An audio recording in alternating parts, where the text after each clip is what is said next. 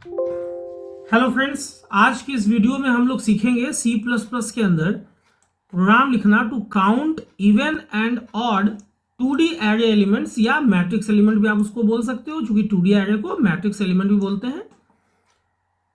इससे पहले की वीडियो में हम लोगों ने 2D एरे एलिमेंट्स के सम को निकालना सीखा था, तो उम्मीद करता हूँ वो वीडियो आप लोगों ने देखा होगा। अगर नहीं देखा है तो उसको भी देख लें, और उससे पहले भी मैंने जो 2D एरे का कॉन्सेप्ट का जो भी वीडियो बनाया है उसको देख लें ताकि कॉन्सेप्ट क्लियर हो। पहले हम लोग बेसिक कॉन्सेप्ट समझ लेते हैं, ध्यान दीजिएगा। देखिए, कोई भी 2D एरे इसलिए कहलाता है क्योंकि उसमें दो डायमेंशन दिया जाता है। एक होता है नंबर ऑफ रोज जो मैंने यहाँ पे 3 रखा है, और दूसरा होता है नंबर ऑफ मैक्सिमम कॉलम जो मैंने 4 रखा है। ठीक है, अब जब आप ऐसा डिक्लेयर करते हो ना, मान लो एक आपने मैट्रिक्स नाम का 2D एरे बनाया जिसका नंबर ऑफ रोज जिसमें 3 है और नंबर ऑफ कॉलम्स जिसमें 4 है, तो इनिशियली ये जो है ना वैकेंट होता है। अब आप लूप चलाते हो ताकि ये फिल हो सके, लेकिन जो लूप होता है ना, यहाँ पे नेस्टेड लूप चलाना पड़ता है। क्यों भाई? क्योंकि दो डायमेंशन है, एक रो है एक कॉलम है। तो रो का इंडेक्स जो है वो 0 टू मैक्स रो -1 चलता है। मैक्स रो 3 है तो मैक्स रो -1 मतलब कि 0 टू 2 चला। और हर एक रो के लिए जो कॉलम इंडेक्स है ना, वो 0 टू मैक्स कॉल -1 चलता है। चूंकि मैक्स कॉल यहाँ पे 4 है तो ये मैक्स कॉल -1 मतलब कि 0 टू 4 -1 0 टू 3 चलेगा। अब ऐसा करने के बाद जब आप लूप में एंट्री लेते हो तो फिर जो भी वैल्यू आप डालते हो, जो मैं यहाँ पे हाईलाइट करके आप लोगों को दिखा रहा हूँ, वो वैल्यू ऐसे फिल हो जाता है। ठीक है, तो कैसे इसको हम लोग करेंगे, बहुत ध्यान से हम लोग समझते हैं। डेव C++ के स्क्रीन पे आते हैं। आप देख रहे हैं आपका अपना YouTube channel coding with Cybotech. देखो, इसको मैं 2 तरीके से आप लोगों को बताता हूँ। पहला तरीका बहुत सिंपल है, बहुत ध्यान से समझेंगे। मान लो मैंने मैट्रिक्स नाम का एक वेरिएबल लिया, ठीक है, जिसमें मैंने 3 कॉलम्स रोज रखा और साथ में 4 कॉलम्स रखा। और इसके अलावा मैंने रो और कॉल नाम का एक 2 अलग अलग वेरिएबल ले लिया, एक रो इंडेक्स को चलाने के लिए, एक कॉल इंडेक्स को चलाने के लिए। आप कुछ भी ले सकते हो, XY ले लो, PQ ले लो, वो आपकी मर्जी है। लेकिन देखो, काउंट करना है इवन को।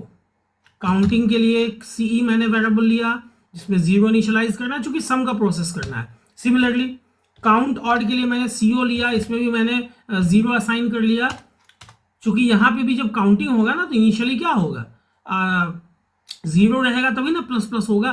तो हमेशा याद रखना कि जब भी आपको सम का प्रोसेस करना हो तो वेरिएबल में 0 होना चाहिए। जब मल्टीप्लिकेशन का प्रोसेस हो ना तब 0 मत लेना, तब आपको 1 लेना है।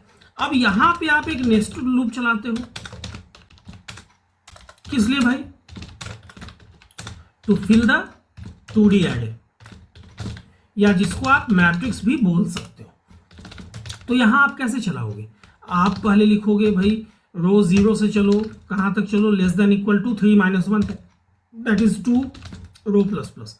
या आप चाहो तो रो को <3 तक भी चला सकते हैं। ठीक है, अब इनर लूप हर एक रो के वैल्यू के लिए, रो के 0 के लिए भी, रो के 1 के लिए भी, रो के 2 के लिए भी, आप कॉल को अगेन 0 से चलाते हो। कहां तक भाई?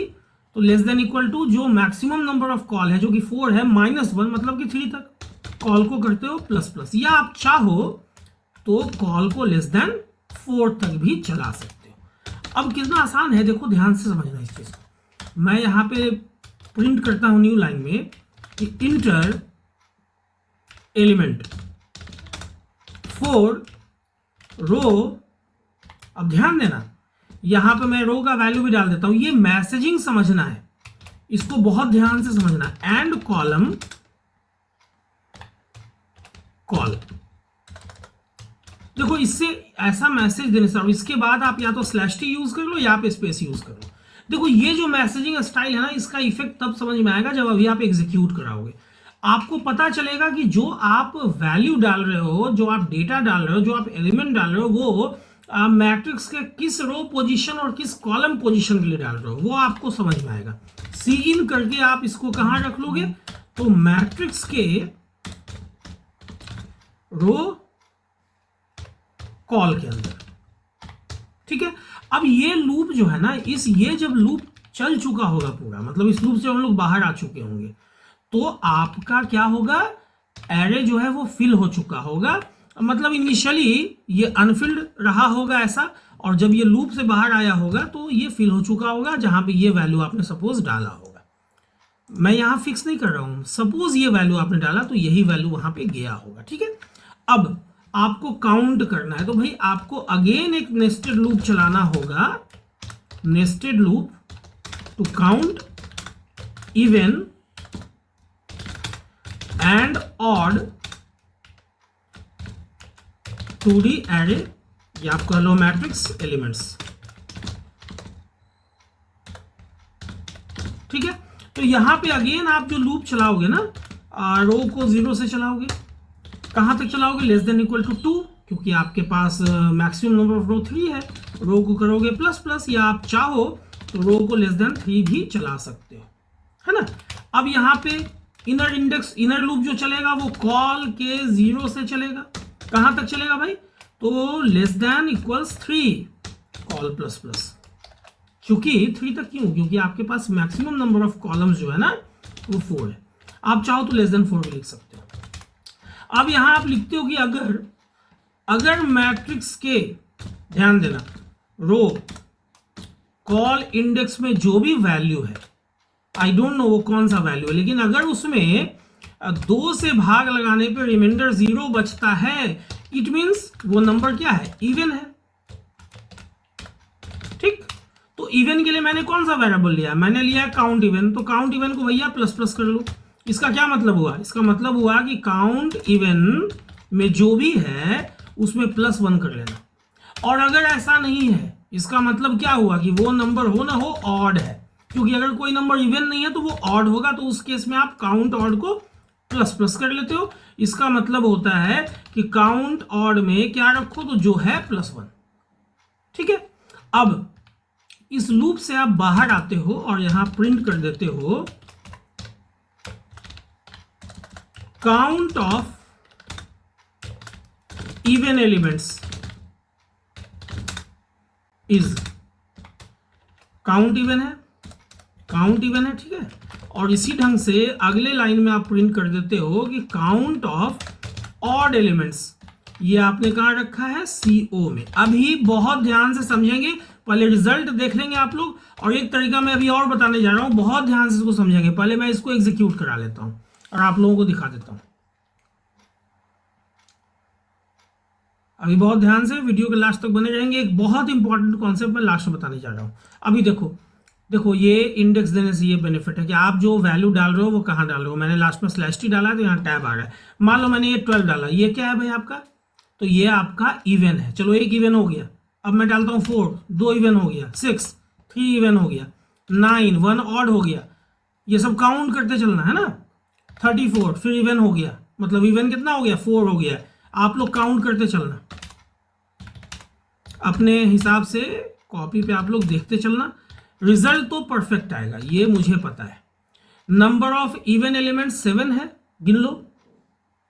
सिंपल सा चीजें गिन लेते हैं हम लोग, इवन एलिमेंट्स गिन लेते हैं। देखो तो शुरू से ये एक इवन, 1 2 3 4 5 6, थोड़ा नीचे आते हैं 7।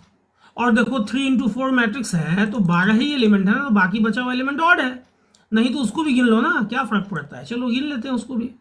ऑड एलिमेंट पहला यहाँ है 1 2 3, 3 हो गया, नीचे आओ 4,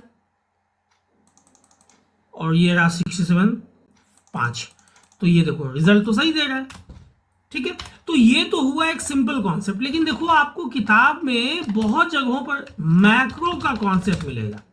एक तो सबसे पहले मैं आप लोगों को ये सलाह दूंगा कि मैक्रो जब भी आप डिफाइन करो, ठीक है, तो कैपिटल केस में करो, ताकि स्मॉल केस, जैसे यहां पे मैंने डिफाइन किया रो को कैपिटल में और कॉल को भी मैं कैपिटल में ही डिफाइन कर रहा हूं, तो उससे ये बेनिफिट हो रहा है ना कि मेरे पास लोअर केस वाला जो है ना वो वेरिएबल की तरह यूज होने के लिए बच जा रहा है। अब यहाँ पे जो मैंने 3 यूज किया, यहाँ पे मैं कैपिटल में रो यूज कर लूंगा, और जहां पे मैंने 4 यूज किया वहां पे मैं कैपिटल में कॉल यूज कर लूंगा। अब यहाँ ये आपका रो -1 तक चलेगा या लेस देन रो तक चलेगा, ये कैपिटल रो ही होना चाहिए। सिमिलरली कॉल के लिए लेस देन कॉल तक चलेगा या less than equal to capital col -1 तक चलेगा, ठीक है। बाकी सब कुछ तो सही है, और यही कॉन्सेप्ट आप लोगों को यहाँ पे भी लगाना है। आप ऐसे भी रहने दे सकते हो, लेकिन चूंकि जब हम लोगों ने मैक्रो बना ही लिया है तो फिर क्यों हम लोग यूज करें स्टैटिक वाला चीज, हम लोग यही वाला यूज कर लेते हैं, लेस देन कॉल -1 या लेस देन कॉल कैपिटल में, ठीक है, बाकी सब सही है। अब इतना सा हम लोग चेंज हम लोगों ने कर लिया, देखो अब आप इसको एग्जीक्यूट कराओ, कहीं कोई फर्क नहीं है, थोड़ा सा आपका जो ये प्रॉब्लम सॉल्विंग टेक्निक है ना, ये एडवांस हो गया, इंडस्ट्री स्टैंडर्ड का हो गया, है ना, तो ये बेनिफिशियल रहता है। अब देखो आप जो भी आपको डालना है आप यहाँ पे डालते जाओ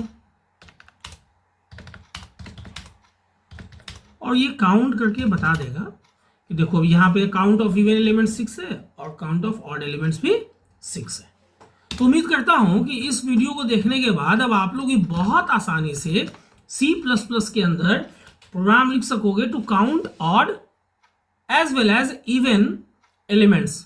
कहाँ का भाई? तो 2D एरे का या कह लो मैट्रिक्स का। उम्मीद करता हूँ ये वीडियो आप लोगों को अच्छी लगी होगी, इन्फॉर्मेटिव लगी होगी। अगर वीडियो अच्छी लगी हो, इन्फॉर्मेटिव लगी हो, इससे कुछ सीखने का मौका मिला हो तो वीडियो को लाइक और शेयर करना ना भूलें। अगर चैनल पर नए आए हैं या चैनल को अभी तक सब्सक्राइब नहीं किया है लेकिन इस ढंग के वीडियो को पसंद करते हैं तो चैनल को सब्सक्राइब कर दो और बेल बटन को हिट करना ना भूलें ताकि जो भी वीडियो मैं अपलोड करूं उसका नोटिफिकेशन आप लोगों से मिस ना हो। वीडियो के अंत तक बने रहने के लिए आप लोगों का बहुत बहुत शुक्रिया, धन्यवाद, थैंक्स।